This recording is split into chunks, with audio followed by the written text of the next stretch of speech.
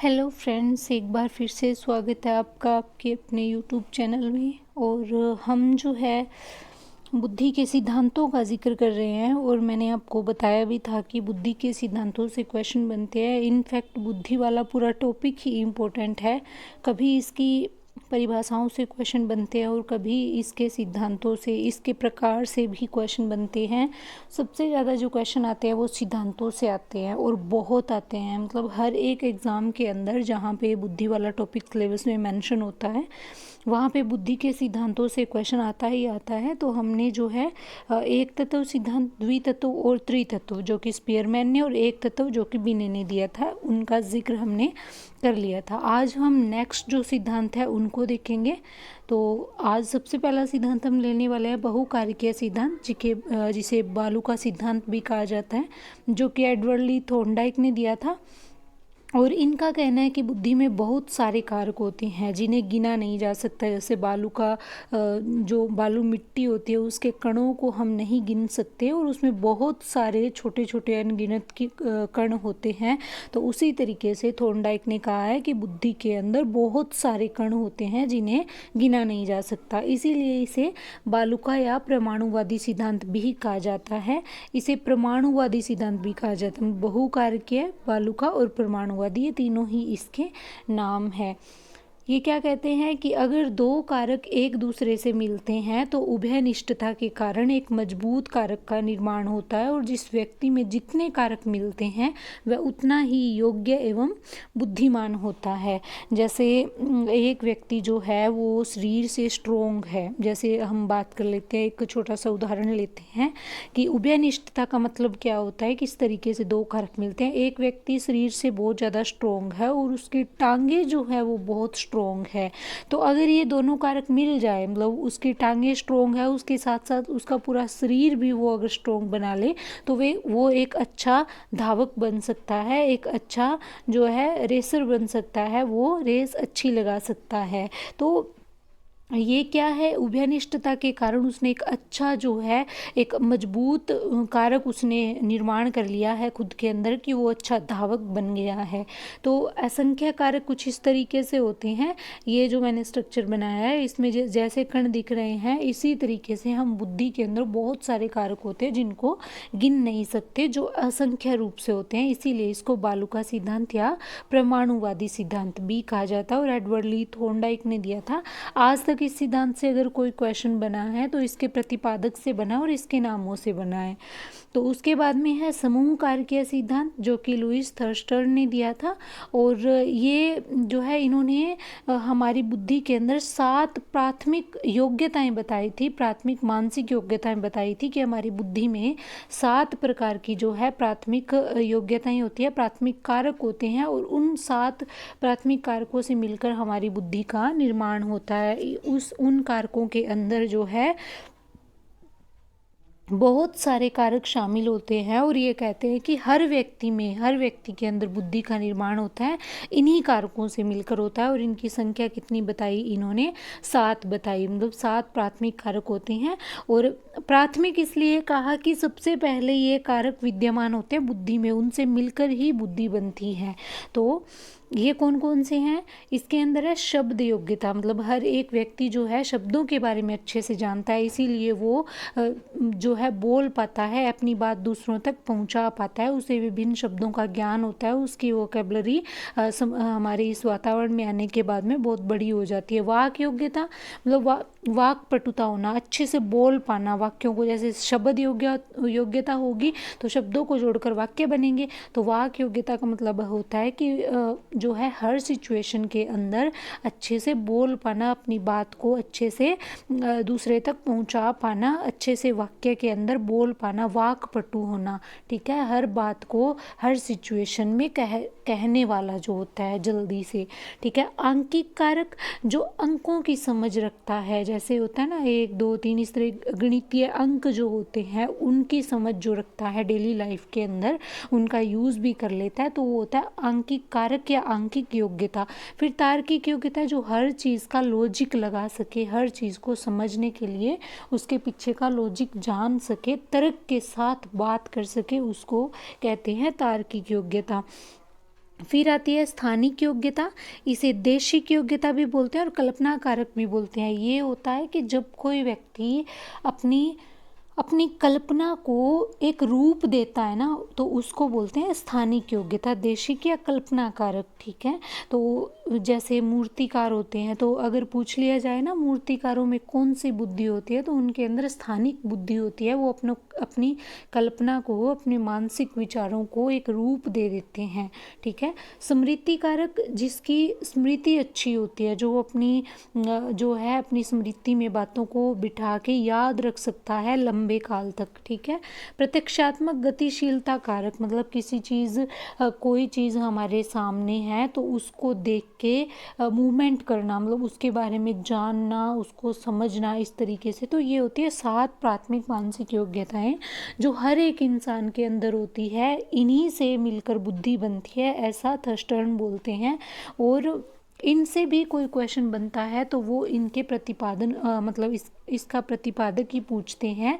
और ये जो 7 प्राथमिक मानसिक योग्यताएं हैं, इनसे अलग अलग, जैसे स्थानिक बुद्धि किस में होती है, इस तरीके से पूछ लेते हैं। लेकिन सातों का इकट्ठा नाम नहीं पूछ सकते, पॉसिबल नहीं होता। लेकिन हाँ, ये ज़रूर पूछ सकते हैं कि ये योग्यता किसने बताई, 7 प्राथमिक योग्यताएं किसने बताई, इस तरीके से क्वेश्चन पूछा जा सकता है। और उसके बाद हम मोस्ट इम्पोर्टेंट सिद्धांत का जिक्र करेंगे। ये सिद्धांत ऐसा है, ये और एक इस तरीके के जो कई सारे सिद्धांत हैं, त्रिआयामी, त्रिखंड, ठीक है, त्रितंत्र सिद्धांत जो कि स्टर्न ने दिया था। ये नाम जो है ना, इससे 2-3, जैसे त्रितत्व स्पीयरमैन ने दिया था, त्रितंत्र सिद्धांत स्टर्न ने दिया था, त्रिआयामी या त्रिविमीय सिद्धांत गिलफोर्ड ने दिया था। ठीक है, तो इस तरीके से कई सारे सिद्धांतों के नाम सेम हैं जो कन्फ्यूज़न करते हैं। यहाँ पे हम त्रिआयामी सिद्धांत, जिसको त्रियामी, त्रिविमीय या बुद्धि का संरचनावादी सिद्धांत भी कहते हैं, तो उसका हम जिक्र करेंगे, जो कि गिलफोर्ड ने दिया था। और एक जो है हार्वर्ड गार्डनर ने बहुबुद्धि सिद्धांत दिया था ना। तो इन दोनों सिद्धांतों से क्वेश्चन बहुत बनते हैं। और जो हरियाणा टेट होता है ना, इसमें तो मैं आपको बताऊँ ना, 1 साल छोड़ के दूसरे साल, मतलब हर साल एचटेट होता है, एचटेट की परीक्षा ऑर्गेनाइज करवाई जाती है। तो मतलब अगर 1 साल बाई चांस किसी पेपर के अंदर एग्जामिनर भूल जाए ना बहुबुद्धि वाले सिद्धांत से क्वेश्चन देना, नेक्स्ट ईयर तो सारी पारियों के अंदर, सभी लेवल के अंदर, जो दोनों लेवल के अंदर आपको जो क्वेश्चन मिलेगा ही मिलेगा बहुबुद्धि से। और इस सिद्धांत से भी क्वेश्चन कई बार बनते हैं। तो प्रवर्तक है इसके जेपी गिलफोर्ड। और इसमें कहा गया है कि बुद्धि 3 आयाम, जिनको 3 दृष्टिकोण या विमाएं या संरचना कहते हैं, उनसे बनती है। मतलब बुद्धि के 3 आयाम होते हैं। आयाम मतलब ऐसे होता है ना, जैसे आयाम का मतलब होता है पलड़े, जैसे संदूक होता है या कोई डिब्बा होता है, तो उसके होता है ना, एक ऊपर वाला, एक नीचे वाला, 2 साइड वाले, फिर 2 इस साइड वाले, इस तरीके से जैसे कुछ ऐसा स्ट्रक्चर होता है ना, उसको बोलते हैं आयाम। जैसे इस तरीके का जो स्ट्रक्चर होता है ना, तो इस तरीके का जो स्ट्रक्चर बनता है ना, उसको बोलते हैं आयाम। जैसे ये इधर वाला आयाम, ये इधर वाला आयाम, ये नीचे वाला, ये साइड वाला, इस तरीके से बोलते हैं, उसको आयाम बोलते हैं। ठीक है, तो इन्होंने बताया कि 3 आयाम होते हैं। ठीक है, उसके बाद में इन्होंने सर्वप्रथम बुद्धि को मॉडल के रूप में प्रस्तुत किया। इन्होंने एक पूरा मॉडल जो है बना के बताया था, इसीलिए बुद्धि का पास मॉडल भी कहा जाता है। इस विमाएं थी ना, इसीलिए तो इसको बुद्धि का मॉडल सिद्धांत भी कहा जाता है। 1967 मतलब 1967 में ये आया था। और बाद में इसके अंदर जो संशोधन भी हुए थे। 3 आयाम इन्होंने कौन से बताए, संक्रिया, विषय वस्तु और उत्पाद। और इनको ना क्रम में याद रखना होता है। आप इस तरीके से नहीं कि विषय वस्तु को पहले, फिर उत्पाद, संक्रिया, ऐसे नहीं, उनको क्रम में याद रखना पड़ता है, संक्रिया, विषय वस्तु, उत्पाद।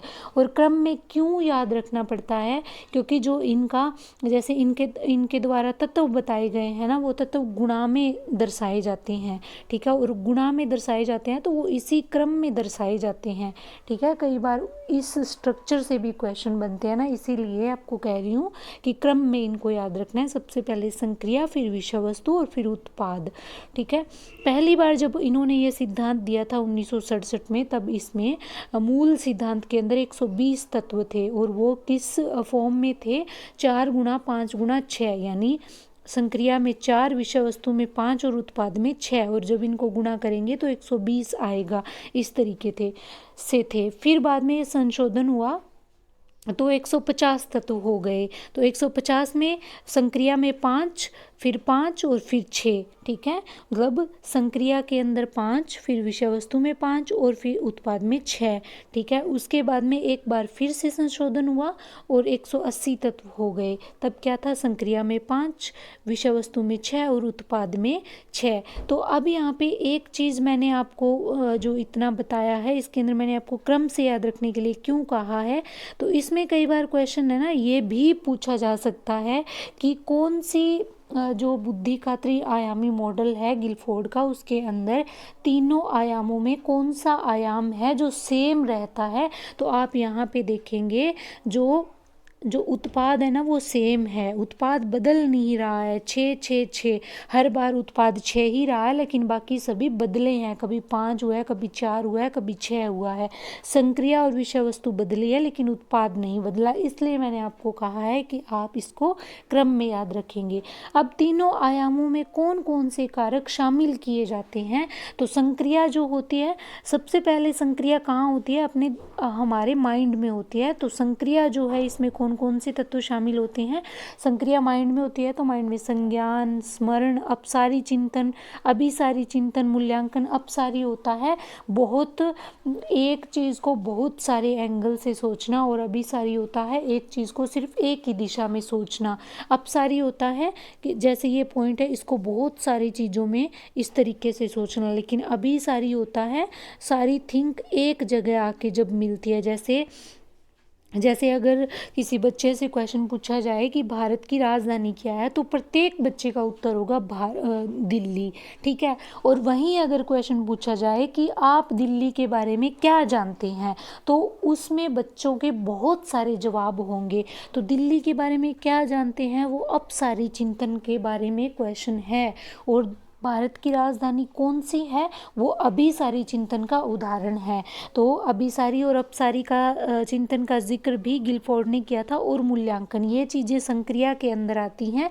और उसके बाद में विषय वस्तु कैसी हो सकती है, विषय वस्तु आकृतिक हो सकती है, मतलब आकृति दृश्य हो सकती है, श्रव्य हो सकती है, शाब्दिक हो सकती है, शब्दों वाली, सांकेतिक हो सकती है संकेतों के हिसाब से, और व्यवहारिक हो सकती है, मतलब बच्चों को बिहेव में लाके सिखाया जा सकता है। जैसे स्कूल के अंदर होती है ना विषय वस्तु, बच्चों को दिखा के पढ़ाया जाता है, सुना के पढ़ाया जाता है, शब्दों के माध्यम से, संकेतों के माध्यम से, और उसको बिहेव में लाके। तो यही होती है विषय वस्तु के अंदर सारी चीज़ें, कारक।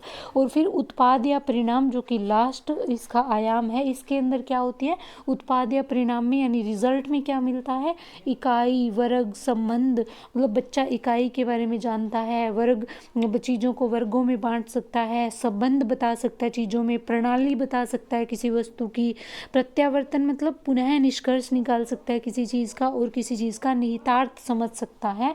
तो ये था जो इसके तीनों आयाम है, उसमें जो चीज़ें शामिल हैं। हालांकि इनसे क्वेश्चन नहीं बनते, लेकिन हमें पता होना चाहिए।